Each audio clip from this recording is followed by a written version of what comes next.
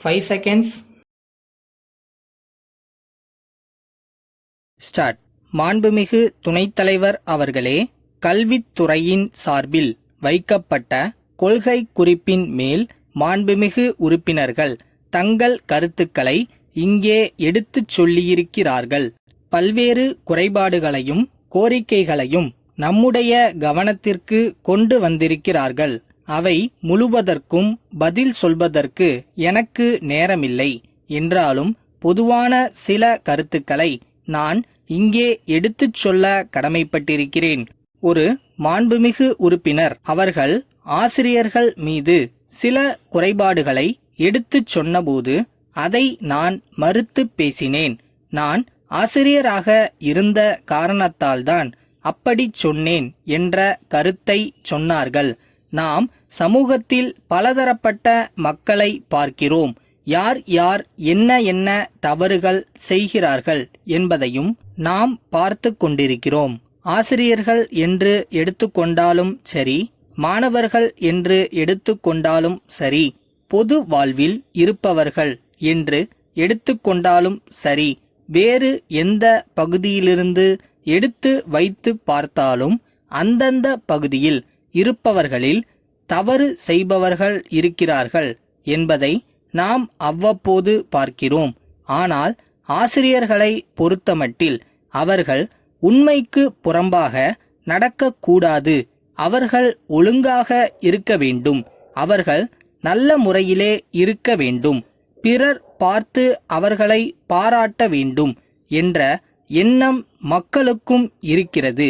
ஆசிரியர்கள் மத்தியிலும் இருக்கிறது. இதை நாம் பல்வேறு நேரங்களில் பார்த்திருக்கிறோம். இதனாலேயே தவறு செய்யக்கூடாத சமுதாயமாக ஆசிரியர்கள் சமுதாயம் இருக்கிறது. அதனால்தான் யாராவது ஓரிருவர் தவறு செய்துவிட்டாலும் கூட பார்க்கிறவர்களுக்கு அது மிகப்பெரிய தவறாக தெரிகிறது. ஆசிரியர்கள் நல்ல ஒழுக்கம் உள்ளவர்களாக, மாணவர்கள் அவர்களை பார்த்து பின்பற்றக்கூடியவர்களாக இருக்க வேண்டுமென்று எதிர்பார்க்கிறோம். அந்த ஒரு நியாயமான உணர்வில் ஏற்பட்டது இந்த கருத்து. பல்வேறு வகையிலே இந்த சமுதாயத்தினருக்கு நல்ல மரியாதை இருக்கிறது. இந்த மரியாதை அவர்களுக்கு இருக்கிறது என்றால் அதற்கு காரணம் அவர்களை நம்பித்தான் நம்முடைய மாணவ மாணவியர்கள் படிக்கிறார்கள். இந்த அடிப்படையிலேதான் நாம் பிரச்சனைகளை அணுக விரும்புகிறோம். இன்றைக்கு ஏராளமான தொகை கல்வித்துறைக்கு மானியம் ஒதுக்கப்பட்டிருக்கிறது. அது முழு பலனை இந்த நாட்டுக்கு தர வேண்டுமானால் நாம் நம்பியிருப்பது இந்த ஆசிரியர்கள் சமுதாயத்தைத்தான். நல்ல கல்வியை நாம் மக்களுக்கு தந்தாக வேண்டும். அதற்காகத்தான் இத்தனை கோடி ரூபாய் நாம் ஒதுக்கி இருக்கிறோம்.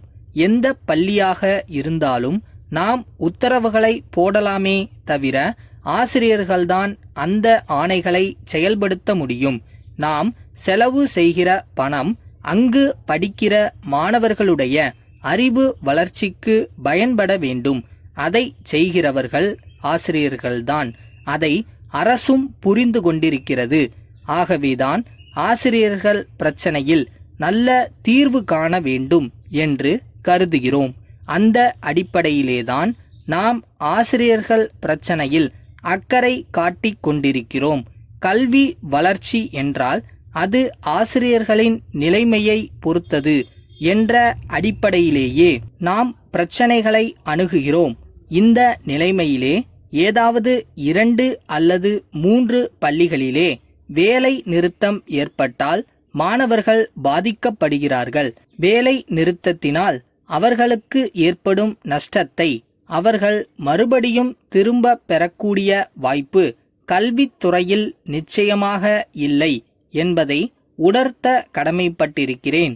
தொழிற்சாலை போல் கல்வி நிலையங்கள் இல்லை என்பதை சுட்டிக்காட்ட விரும்புகிறேன். ஆகவே மாணவர்களுடைய கல்வியை பாதிக்காமல் தங்களுடைய கோரிக்கைகளை சொல்ல ஆசிரியர்கள் பழகி கொள்ள வேண்டும். ஒரு நாட்டில் திட்டம் போட்டு முன்னேற்றம் ஏற்பட வேண்டுமானால் முதலிலே அறியாமையை ஓட்டியாக வேண்டும். ஆகவே எந்த முற்போக்கு நாடாக இருந்தாலும் அவர்கள் முதலிலே செய்யும் காரியம் முதியோர் கல்விதான்.